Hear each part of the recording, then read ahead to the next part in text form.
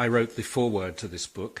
It's a great book, and I'm sure you probably suspect that, otherwise you probably wouldn't be here. But I want to talk about it a little bit with Jon. So I'll start by saying that we're sort of in the middle, or perhaps at the beginning, of a kind of revolution.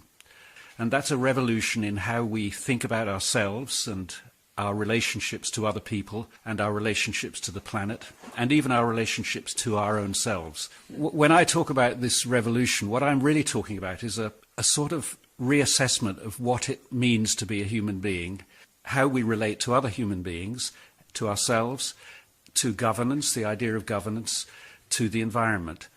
Now, we all know what the traditional, or at least our traditional views of that are.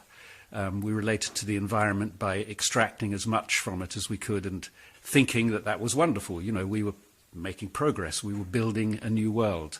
And for a long, long time, until we started to realize the cost of that, that seemed like the right thing to be doing. This revolution is really a revolution in rethinking who we are and how we relate to each other and how we relate to the world we're in.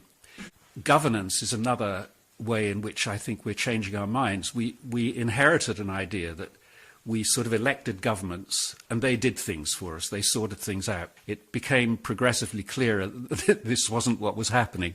So beneath the surface, there are new forms of governance growing. All of these ways of rethinking how we relate to each other and how we relate to how things are controlled, how things pan out, really are straddled by this single idea of citizens.